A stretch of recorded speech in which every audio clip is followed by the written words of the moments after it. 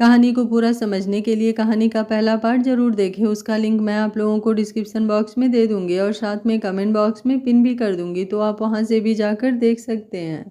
गौरांगी की कुछ आदतें तो पागलों जैसी ही थी, जैसे कि आधी रात को ठंड हो या गर्मी, छत पर जाना। पता नहीं क्यों जब भी वो इन अंधेरों में आसमान के नीचे जाती, उसकी सारी कसमकस कहीं दूर छूट जाती। वो अपनी सोच में उसी जगह आकर खड़ी हो गई जहाँ वो खड़ी होती थी।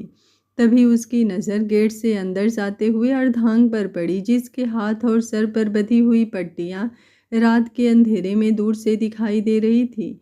एक जिज्ञासा उसके मन में भर गई। उधर अर्धांग ने हवेली में एंट्री ली, जहां सिर्फ अनिमेष उसके सामने खड़ा था। उसी को आने से पहले उसने फ़ोन किया था, क्योंकि उसकी ही मिस कॉल सबसे ज़्यादा उसके फ़ोन पर थी।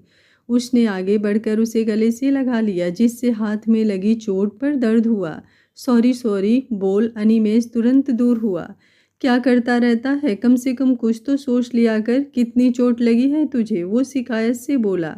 कुछ नहीं हुआ, आप यूं ही टेंशन ले रहे हैं, जाइए सो जाइए। हाँ, मैं तो हूँ ही पागल जो तेरी परवाह करता हूँ। कोई इज्जत नहीं है मेरी तेरी नज़र में। अब बस और नहीं, मैं मान गया आपको टेंशन है मेरी। अब प्लीज़ सो जाइए, मैं ठीक हूँ। पक्का ना? पक्का। अर्धांग सीढ़ियों की तरफ बढ़कर बोला। ऊपर आकर उसने जल्दी से रूम का दरवाज़ा खोला और लाइट ऑन की। सामने खड़ी गौरांगी को अब दरवाज़ा खुल जाने और लाइट ऑन होने की वजह से सब साफ दिखाई दे रहा था।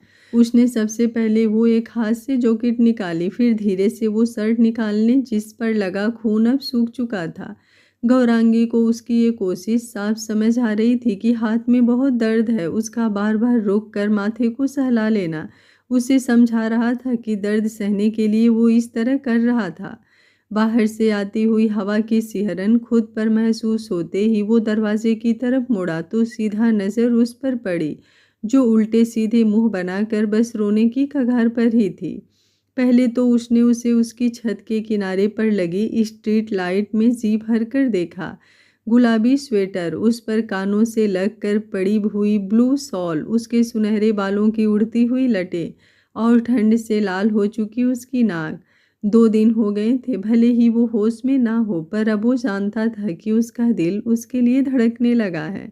आज वो शिकायत नहीं कर पाया, क्योंकि सामने खड़ी उसकी नज़रें आज शिकवों से भरी हुई लगी उसे।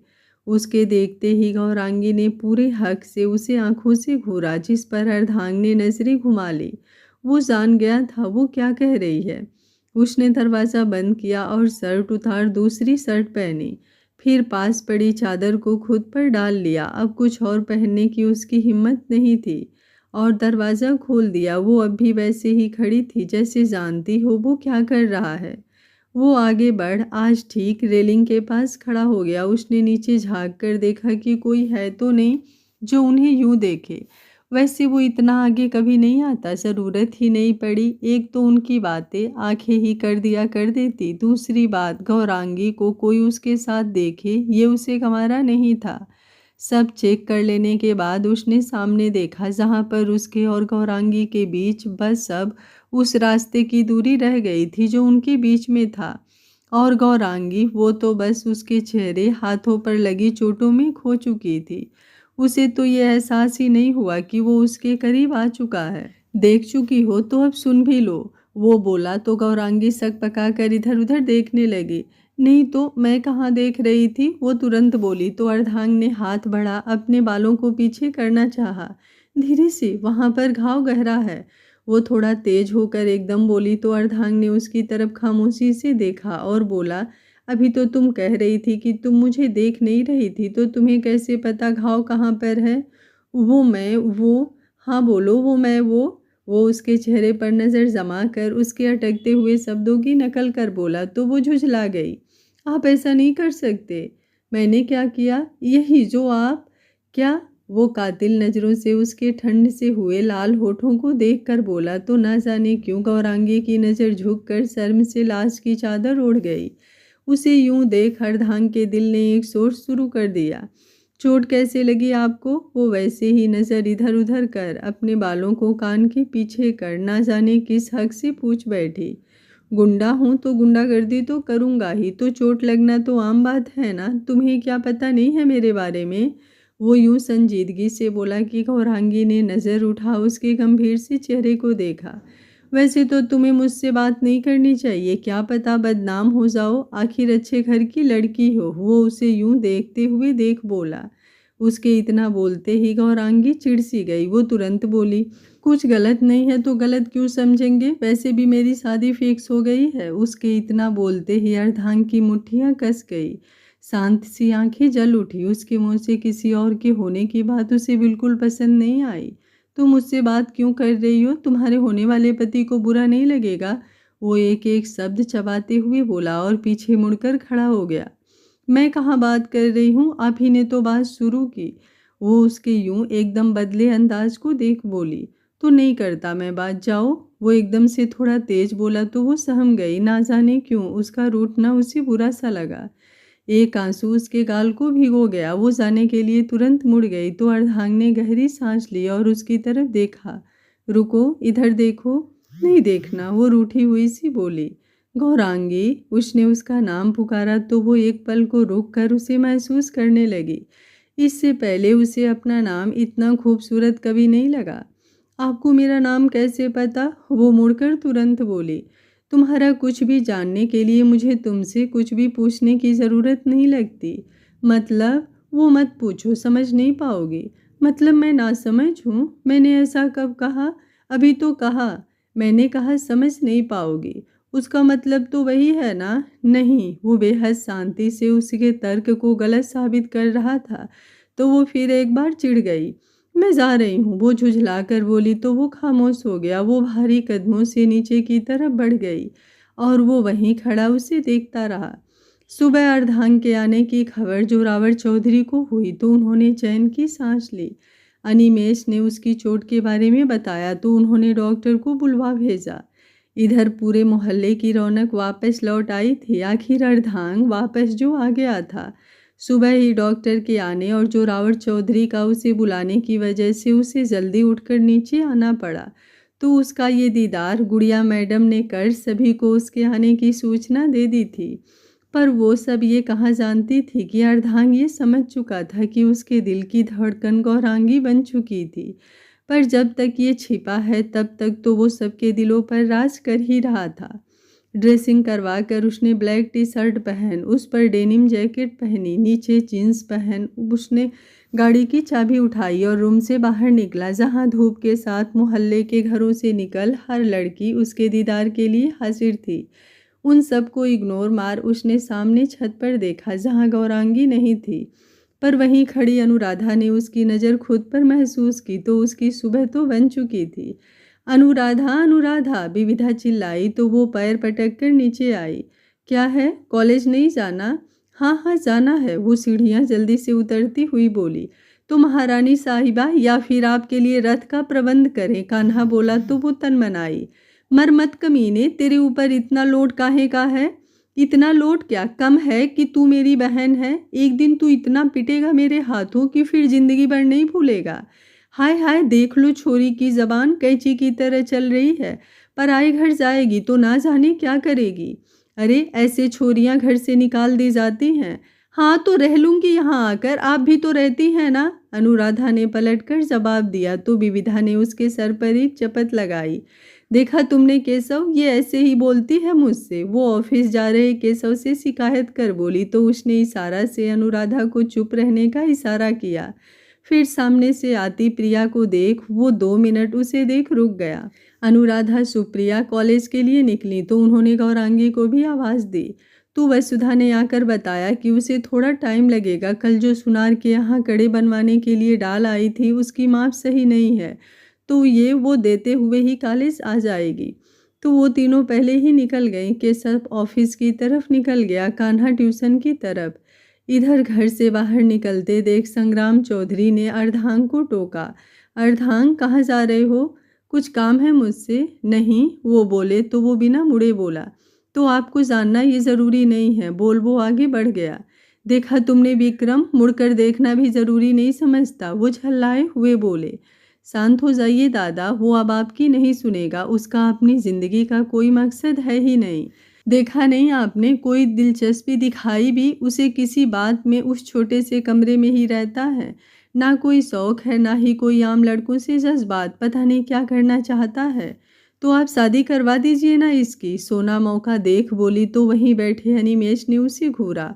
कौन करेगा इससे शादी? कुलवंती जी अपनी बहू की इस बात पर जोर देकर बोले। आप दादाजी को मना लीजिए, लड़की तो है ही मेरी नज़र में, वो बोली तो संग्राम चौधरी सोच में पड़ गए।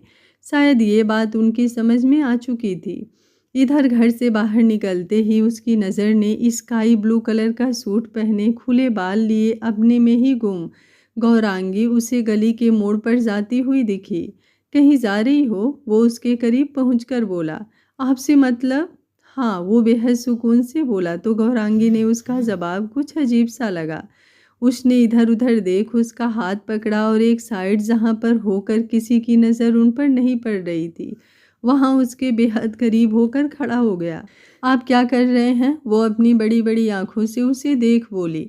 सांस तो उसकी उसके हाथ पकड़ने से ही रुक चुकी थी। आखिर उसका ये पहला स्पर्श जो था।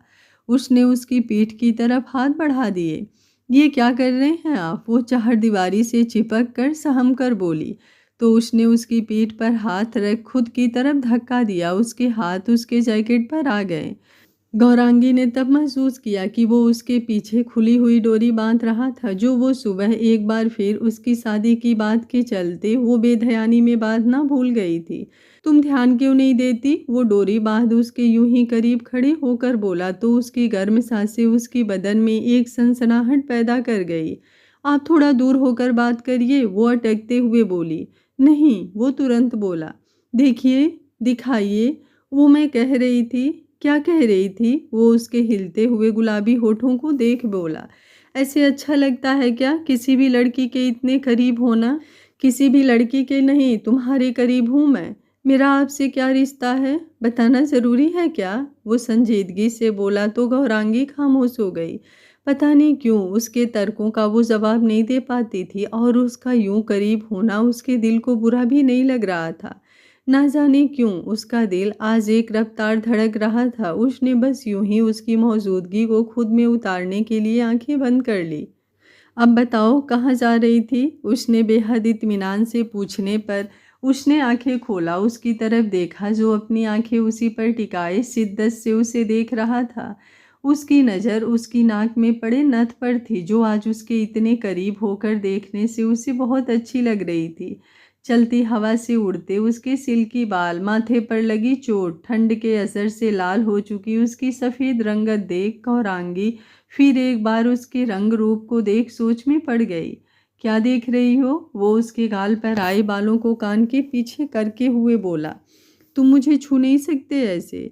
आपसे सीधा तुम? Not bad. वैसे भी मुझे इज्जत रास नहीं आती। मतलब ऐसे कैसे छू सकते हैं मुझे? वो अटकते हुए बोली। वो मैं तुम्हें समझाना नहीं चाहता, लेकिन अगर पूछ ही रही हो तो बता रहा हूँ। पता नहीं तुमसे इजाज़त लेने का मेरा मन नहीं होता। ऐसे कैसे? वो आंखें उस पर टिकाकर बोली। ये सवाल तुम खुद से क्यों नहीं पूछती? मतलब? पहले दुपट्टा सही करो। वो इधर उधर नज़र घुमाकर आने जाने वाले लोगों को देख बोला।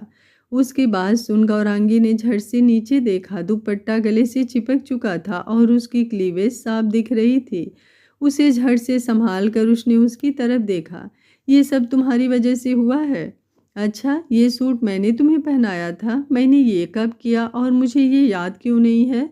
अरे क्या बोल रहे हैं? शर्म करो कुछ। मेरा मतलब है ऐसे मेरा हाथ पकड़कर खींचोगे तो यही होगा ना? तो बता दो कैसे तुम्हें खींचना है, अगली बार वैसे ही खींच लूँगा। तुम मुझे अगली बार नहीं खींचोगे, ये कोई तरीका नहीं है। और वैसे भी मेरे और तुम्हारे घर की 1 मिनट नहीं पड़ती, तो तुम अच्छे पड़ोसी तो हो नहीं। और अगर हो भी तो क्या रिश्ता है मेरा तुमसे? देखो, वैसे भी मेरी शादी फिक्स हो चुकी है। वो उंगली दिखाकर बोली। अच्छा, ये तुम मुझे बता रही हो या खुद को याद दिला रही हो? वो आंखों में उतर आए गुस्से को दबाकर उससे बोला। कुछ भी हो यार, ऐसे गले नहीं पड़ सकते तुम मेरे। इससे आगे की बात वो बोल नहीं पाई क्योंकि अर्धांग ने उसे अपनी जलती हुई आंखों से घूरा, तो वो खामोश हो गई। चलो जहाँ जा रही थी वहाँ छोड़ देता हूँ। उसकी खामोश जबान और झुकी हुई गर्दन देख वो बोला, मैं चली जाऊंगी।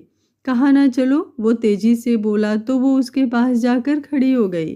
पता नहीं उसका ये नाराज आंखें और गुस्से से भरी आवाज़ गौरांगी को अच्छी नहीं लगती, इसलिए खुद ब खुद वो उसकी बातें मान लेती।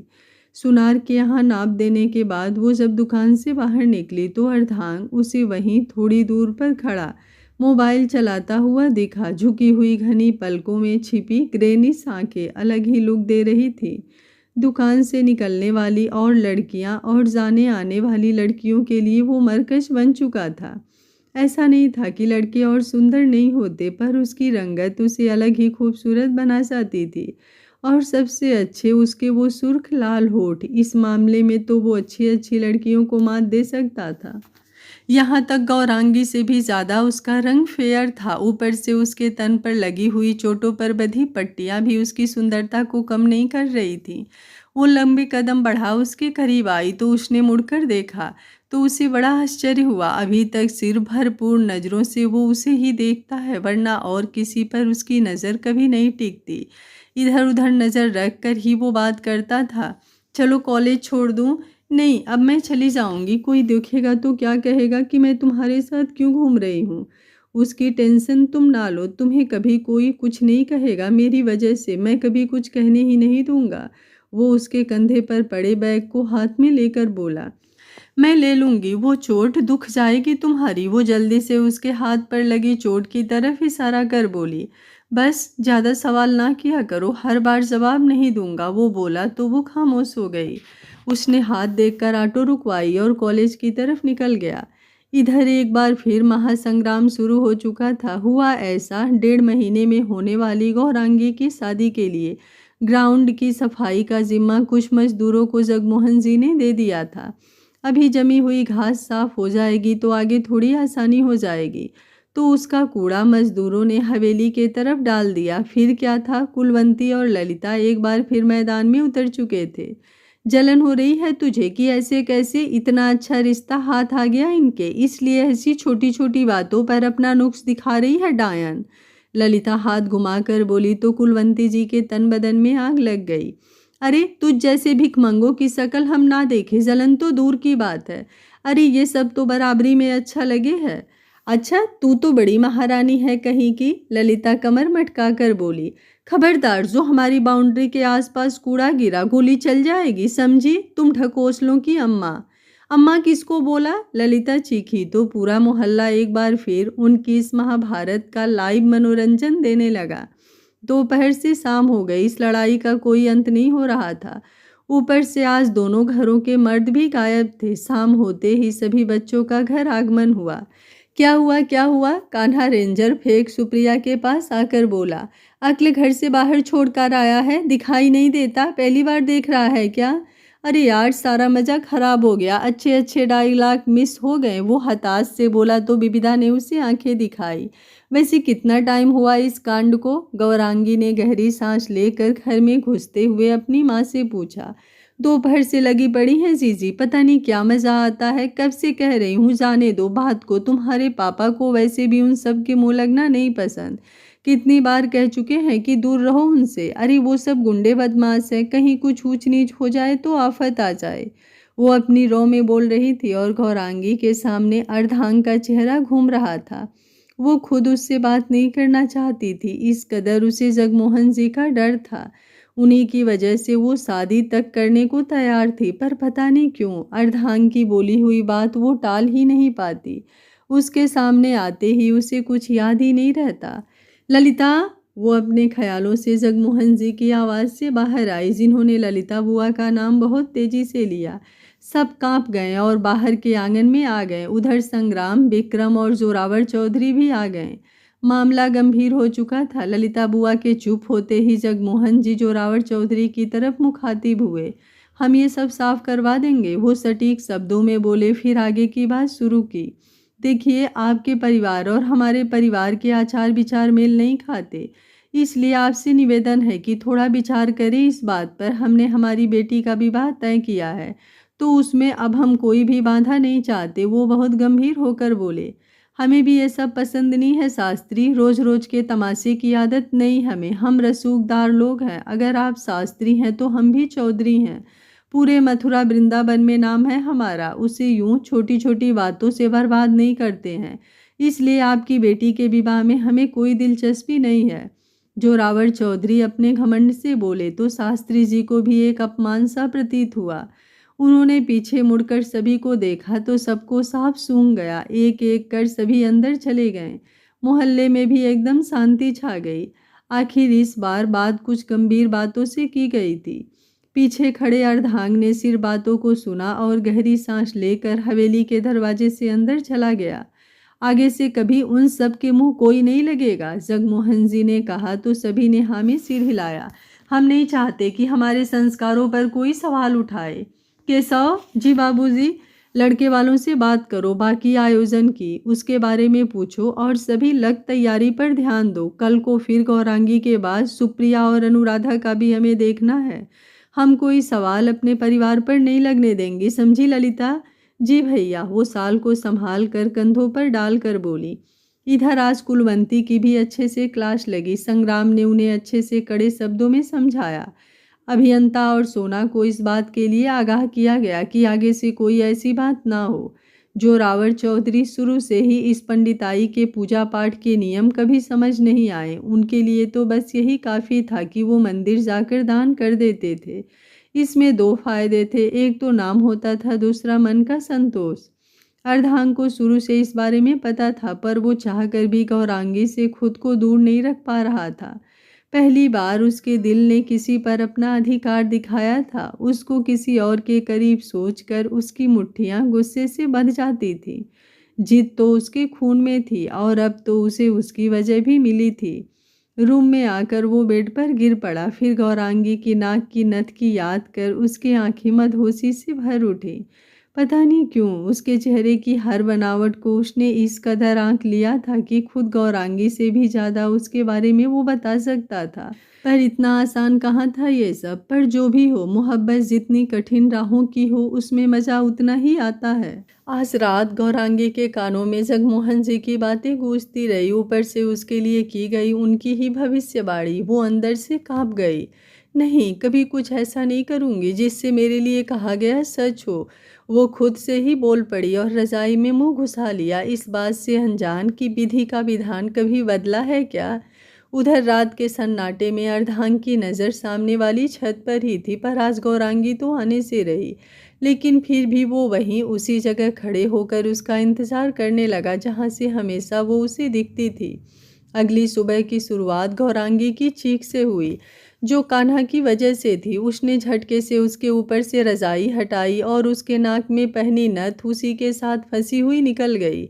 उसके साथ ही गौरांगी की चीख, सॉरी सॉरी, मैं बस मजाक कर रहा था दीदी, कहाँ लगी आपको? वो बेड पर जल्दी से आकर बोला, क्योंकि जानता था उसकी चीख सुन अभी भी पूरा घर जमा हो जाएगा। और हुआ भी वही। अरे क्या हुआ? ललिता बुआ तुरंत आ धमकी। उनके पीछे श्याम मोहन, केशव और वसुधा विविधा भी आ गए। और वही रजाई में घुसी सो रही सुप्रिया और अनुराधा भी बालों का घोंसला बनाए बात जानने के लिए उठ बैठी थी। मेरी नाक, गौरांगी आंखों से आए आंसू साफ करती हुई बोली। तेरी नथ कहाँ गई छोरी? और नाक भी कितनी लाल हो गई है। वही तो बोल रही हूँ बुआ, इसने मेरी रजाई खींची, उसी के साथ मेरी नाक। एक बार फिर दर्द से वो धारा प्रवाह रोते हुए बोली। क्या करते हो कान्हा? अब बड़े हो गए हो, कुछ तो समझदारी सीखो, या फिर जिंदगी भर तुम्हारी शैतानी हमें झेलनी है। श्याम मोहन जी उसे डांट कर बोले, जो पहले से ही बेचारा पछता रहा था। 4 दिन बाद छोरी का ब्याह है, नाक वाक फट जाती तो? विविधा उसके सर पर एक चपत लगाकर बोली। अब बस तो गई नाक मम्मी, और मैं माफी तो मांग रहा हूं ना, वो मिनमिनाया। सब लोग कान्हा पर चढ़ गए तो गौरांगी वहां से उठकर बाथरूम की तरफ चली गई। वहां लगे आईने में उसने जैसे ही खुद का मुंह देखा, उसे खुद बड़ा अजीब लगा। कितनी प्यारी थी वो नथ, उसे खुद के पैसों से वो खरीद कर लाई थी। मन मार कर वो नहाने चली गई। उधर अर्धांग का आज सुबह से मूड कुछ खराब था। जो रावण चौधरी की बातों का भी उसने कोई जवाब नहीं दिया, सिर्फ हाँ हूँ के अलावा। उसे देख सोना जरूर कुछ खिचड़ी पका रही थी, जिसका अंदाजा आपको आगे हो जाएगा। कहाँ जा रही हो? उसने जानबूझकर बाहर जाती नेहा से कहा। कहीं नहीं भाई, कॉलेज। आओ छोड़ देता हूँ। क्या सच में भाई? झूठ में भी होता है क्या? उसने गाड़ी की चाबी उठाकर कहा तो उसने ना में सिर हिला दिया और उसके पीछे दौड़ गई। इधर रोना धोना और कान्हा की वो टूटी हुई नथ ढूर कर दे देने से गौरांगी का मूड कुछ ठीक हुआ था कि कॉलेज निकलते टाइम आंगन में घर की सभी लेडीज को कुछ गहन चिंता में देख, उनकी खुसुर फुसुर देख वो बोली, यही उसकी गलती थी। क्या हुआ? उसने पूछा तो एक नया धमाका उसके सर पर हुआ। माँ, मैं नहीं जाऊंगी, जो पसंद हो उन्हें खुद खरीद लें। एक तो ट्यूशन लेना पहले ही बाबूजी ने बंद करवा दिया, ऊपर से हर दिन कॉलेज देर से जाती हूँ।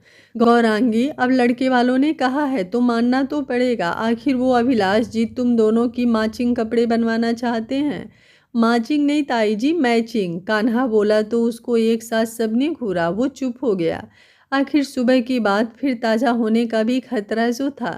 मैं नहीं जा रही। जाओ गौरांगी, तुम्हारे बाबूजी ने अपने वसूलों को ताक पर रखकर हामी भरी है, वरना जानती हो ना आराधना की शादी उन्होंने कैसे की थी। वसुधा बोली तो वो मन मार कर निकल गई। वो तुम्हें कॉलेज से ले लेंगे, ठीक है? वो पीछे से चिल्लाई तो उसका मुंह और बन गया। एक तो वो अभिलाष, पता नहीं उसे वो बिल्कुल पसंद नहीं था। उससे शादी सोचकर ही उसका दम घुटता था।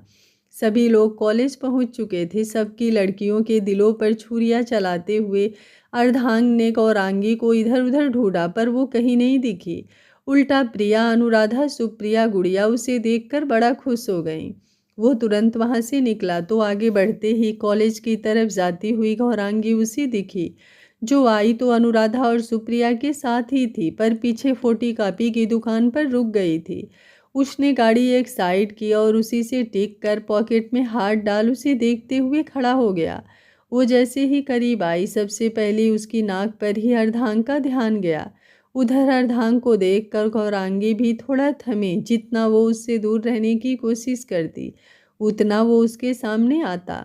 नथ क्यों निकाली? निकाली नहीं, निकल गई। वो झेपते हुए बोली, हर चीज़ तुम्हारी इधर उधर कैसे हो जाती है, मुझे समझ नहीं आता। वो झुझला कर बोला। तुमसे मतलब? वो चिढ़कर बोली। हाँ, मुझसे ही मतलब है। और अब सवाल नहीं, जो कहा है उसका जवाब दो। पहले तो उसका मन हुआ सच बता दे, फिर सुबह को चिढ़ उसने उस पर ही निकाली। सब उस पर ही अपनी मनमर्जी चलाते रहते हैं। सोच वो उसकी तरफ पलटी। नहीं बताऊंगी, और मेरी नाक मेरी मर्जी, मेरी नथ मैं नहीं पहनूंगी।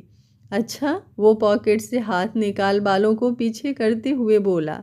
हाँ, वो उसके खतरनाक तरीके से अच्छा कहने पर थोड़ा अटक कर बोली। तुम्हारी नाक तुम्हारी मर्जी, तुम्हारी नथ। आज रात तक तुम पहन लेना क्योंकि मुझे पसंद है। तो तुम्हें मेरी पसंद का ध्यान रखना है। क्यों? वो उसके इस बेहिसाब कॉन्फिडेंस से चिढ़कर बोली। हर बात बतानी जरूरी नहीं। और अब सवाल नहीं, दुपट्टा सही करो। नहीं करूँगी, मेरा मन, मैं तो यहाँ रोड पर नाचूंगी। अच्छा, नाच के दिखाओ। वो हाथ बांध कर बोला। उसको ऐसे देख अर्धांग को इतना तो समझ आ गया था कि सुबह से उसका मूड कितना अच्छा है। उसने इधर उधर देखा और आगे बढ़ खुद उसका दुपट्टा नीचे खींच दिया। गौरांगी की तो सांस ही अटक गई। मूड खराब है? उसने गंभीर आवाज में पूछा तो गौरांगी सहम गई। नहीं तो, वो उसकी मौजूदगी को खुद के करीब महसूस कर नज़र झुकाकर बोली।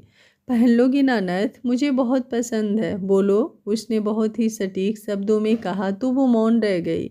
ना जाने कैसा एहसास था ये, ना डर था ना दबाव, फिर भी उसने हाँ में सिर हिला दिया। पर वो टूट गई है। गौरांगी मासूमियत से बोली तो अर्धांग ने गौर से उसे 2 मिनट देखा। मैं दिलवा दूँ दूसरी? वो पूरे हक से बोला तो उसने दोबारा ना बोलने की हिम्मत नहीं की।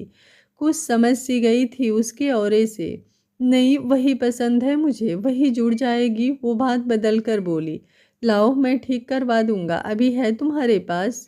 अर्धांग बोला तो उसने बैग से नथ निकाल उसके हाथ पर रख दी। मैं रात को वापस दूंगा, छत पर आ जाना। उसने बोला तो उसने एक बार फिर बिना सोचे समझे सिर हिला दिया। अर्धांग वापस गाड़ी की तरफ चला गया और वो कॉलेज की तरफ। उधर आज अभिलाष ने अपने माँ बाप का सहारा लेकर ये कहलवा कर परमिशन ली थी जगमोहन जी से कि वो सब शॉपिंग पर जा रहे हैं। पर असलियत तो ये थी कि वो अकेला ही गौरांगी को लेने आया था। आखिर उससे मिलने की तमन्ना उसे कब से थी। जो जगमीहन जी के वसूलों की वजह से पूरा हो नहीं पाता था। माँ ने कहा था आपके माँ पापा भी होंगे। उसे अकेले खड़े देख गौरांगी ने सबसे पहला सवाल यही किया। हाँ, वो आने वाले थे पर कुछ ज़रूरी काम था इसलिए नहीं आए। कोई नहीं, पसंद तो हम दोनों को ही करना है, वो ऊपर से नीचे गौरांगी को ताड़ते हुए बोला। फ़र्क था, जहाँ अर्धांग की मौजूदगी में गौरांगी अपने दुपट्टे अपने कपड़ों पर ध्यान ही नहीं देती थी कि कहाँ जा रहे हैं। इतना पाक निगाह थी उसकी, और नाम उसका गुंडों में शुमार था।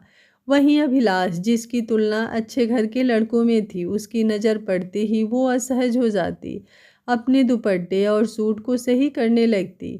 चलें, वो बोला तो उसने हाँ में सिर हिला दिया और गाड़ी की तरफ बढ़ गई। गाड़ी एक महंगे शोरूम के बाहर आकर रुकी। गौरांगी को ऐसी जगह की आदत नहीं थी, इसलिए थोड़ी सी असहज सी हो रही थी वो। एक तरफ उसने एंट्री ली, दूसरी तरफ अर्धांग ऊपर वाली मंजिल पर उसकी नथ मनवा रहा था। लहंगों के पहाड़ के बीच गौरांगी बुरी तरह से फंसी हुई बैठी थी। ये सब चोचले उसे कभी समझ ही नहीं आते थे। अरे इतना क्या खर्चा करना, पर अभिलाष जो अपने पैसों के शो ऑफ के चक्कर में उसका दिमाग खाए हुए था। गौरांगी, ये देखो कैसा है, उसने एक रॉयल ब्लू कलर का लहंगा उसके ऊपर लगाते हुए कहा। उसकी उंगलियों को स्पर्श हल्का सा होते ही एक अजीब सी फीलिंग उसके जिस्म में दौड़ गई। ये ब्लू कलर का है, आपको लगता है शादी के लिए ये सही रहेगा? आपकी माँ को तो लाल रंग पसंद है, वो थोड़ा दूर होकर लापरवाही से बोली। ओह, मुझे तो याद ही नहीं रहा। कोई नहीं, लाल देख लेते हैं, वैसे भी तुम्हारे गोरे जिस्म पर खिल सा जाएगा। वो अजीब से बोला तो गौरांगी को झुरझुरी आ गई। ओके, ये ट्राई करो। उसने एक मैरून कलर का लहंगा उठाकर उसे दिया तो वो रोबोटिक स्टाइल में खड़ी हो गई। शॉपकीपर ने बहुत एहतराम से उसके ऊपर लहंगा लगाया तो अभिलाष ने उठकर उसकी कमर में हाथ डाल पकड़ना चाहा तो वो बिजली की फुर्ती से पीछे हट गई। मैं चेंजिंग रूम में पहन के ही देख लेती हूँ, बोल वो उससे बचने के लिए आगे बढ़ गई। चेंजिंग रूम में घुसकर वो लहंगा लेकर ज़मीन में आराम से बैठ गई। लहंगा पहनने में उसे घंटा इंटरेस्ट नहीं था, वो तो बस उससे बचना चाहती थी। गौरांगी, एक बार मुझे दिखा देती कैसा लग रहा है, उस हिसाब से हमें ज्वेलरी भी लेनी है। थोड़ी देर बाद अभिलाष की आवाज़ सुन एक बार फिर उसका दिमाग फिर गया। जी अभी आई, ये लहंगा सही है और मैंने पहन कर देख कर निकाल भी लिया है। अब दोबारा पहन लूँ क्या? वो आज उसकी बात मानने के मूड में बिल्कुल भी नहीं थी। अच्छा कोई नहीं, चलिए बाहर आ जाइए, वो बोला तो गौरांगी बाहर आ गई और वो दोनों सब फाइनल कर ज्वेलरी सेक्शन की तरफ चल दिए, जहां अर्धांग अभी अभी उसकी बन चुकी नथ को देख रहा था। तभी शीशे में उसकी नज़र गौरांगी पर पड़ी, जिसके कंधे पर अभिलाष हाथ रखने वाला ही था कि वो तुरंत पीछे मुड़ा। अभिलाष की नज़र उस पर पड़ी कि वो सहम गया। उस दिन का थप्पड़ उसके जहन में अब भी कायम था। वो एक टक उसके हाथ को ही देख रहा था जो उसे बस छूने ही वाला था। ये तुम्हारी पड़ोसी है ना? उसने गौरांगी से धीरे से पूछा तो उसकी नज़र भी सामने गई। अर्धांग आंखों में आग लिए उसे ही देख रहा था। वो सहम कर अभिलाष से और दूर हो गई। अब उसकी आंखें क्या कहती हैं ये गौरांगी को पता ना चले। ऐसा कभी हो सकता है भला? अभिलाष ने झूठा रौब दिखाया और डरते हुए उसके साइड से निकल चेयर खींच ली। गौरांगी भी दूसरी तरफ बैठ गई। अर्धांग की नज़र अब भी उस पर ही थी। जी कुछ अच्छे से नेकलेस दिखाइए, अभिलाष सामने खड़े आदमी से बोला तो उसने हाँ में सिर हिला दिया। अब शुरू हुई गौरांग और अर्धांगी की आंखों ही आंखों में बात। उसने माथे को उंगलियों से सहलाया तो गौरांगी समझ गई कि वो साइड में आने को बोल रहा था। उसने आंखों की पलकें झपकाकर मना कर दिया तो अर्धांग ने उसे छोटी आंखों से घूरा। वो झेप कर इधर उधर देखने लगी। सर ये देखिए, सेल्समैन ने बेहद खूबसूरत नेकलेस सामने रखकर कहा तो गौरांगी ने हाथ बढ़ाया। अच्छा है ना? अभिलाष ने उसकी हाथ पर हल्का सा अपना हाथ रखकर पूछना चाहा तो अर्धांग ने झटके से अपना हाथ कांच के काउंटर पर रख दिया। अभिलाष सहम गया। अब वो उसे टॉलरेट नहीं कर सकता था। उसने गौरांगी को जलती हुई आंखों से देखा और उठकर बाहर आने का इशारा किया और दूसरी तरफ चला गया। गौरांगी ना चाहते हुए भी उसकी आंखों की नाराज़गी इग्नोर नहीं कर पाई। मैं 1 मिनट में अभी आई। कहाँ जा रही हो? बस अभी आई। अभिलाष को इग्नोर कर वो जल्दी से बाहर आई और इधर उधर देखने लगी। तभी एक झटके से उसका किसी ने हाथ पकड़ा और चेंजिंग रूम की तरफ खींच लिया। वो अर्धांग था जो उसके करीब खड़ा होकर उसे घूर रहा था। क्या है? वो अपनी भारी हुई सांसों को संभाल कर बोली। ये कौन है? वो बेहद जलन से बोला। शादी हो रही है मेरी इनसे, वो तुरंत बोली। तो ये तुम्हें छूने की कोशिश क्यों कर रहा है? वो बोला तो गौरांगी आंखें फाड़ उसे देखने लगी। मतलब समझ रहे हो जो मैं कह रही हूँ उसका? शादी हो रही है मेरी उनसे तो हक। बस एक लफ्ज़ नहीं, वो उसकी आगे की बात बिना सुने बीच में ही टोक कर बोला। जैसे वो जो आगे बोलने वाली थी वो सुनना भी उसे गवारा नहीं था। दोबारा छुआ तो हाथ तोड़ दूंगा उसका, समझी तुम? और तुम्हारा मुंह तोड़ दूंगा अगर ये हक की बात दोबारा तुम्हारे मुंह से निकली। वो दांत पीस कर बोला तो वो सहम गई। फिर हिम्मत करते हुए बोली, क्यों पीछे पड़े हो? आज नहीं तो कल मेरी उससे। उसने बात अधूरी छोड़ नजरें झुका दी। जैसे आगे बोली तो अर्धांग की नाराजगी और बढ़ जाएगी। वो वक्त बताएगा, तुम ना ज़्यादा सवाल मत किया करो। फिलहाल वो तुम्हें उंगली नहीं लगा सकता। वो बेकरारी से बोला तो उसने नज़र उठा उसकी तरफ देखा। वो उन्हीं ग्रेनी आंखों से उसे दिल में उतार लेने वाली नज़रों से देख रहा था। अब जो काम है उससे दूर होकर निपटाओ और घर जाओ, और रात को छत पर आ जाना, नत तभी दे दूंगा। मैं नहीं आऊँगी, वो रूठ कर बोली। अच्छा ठीक है, चिल्लाकर बात नहीं करूँगा, अब आ जाना, मूड अच्छा रखूँगा। वो उसके गाल को हल्के से छू कर बोला। उसके स्पर्श से गौरांगी की पलकें भारी हो गई। कितना पाक था उसका छूना, बिल्कुल अनजाना या गलत उसे नहीं लगता था। बहुत सवाल थे उसके मन में उसके बिहेवियर को लेकर, पर उसके पास आते ही वो सब भूल जाया करती थी। अच्छा सुनो, उसके दूर होते ही वो बाहर निकलने से पहले मुड़कर बोली। बोलो। तो वो एक बार फिर खामोश हो गई, कुछ ना बोल सकी।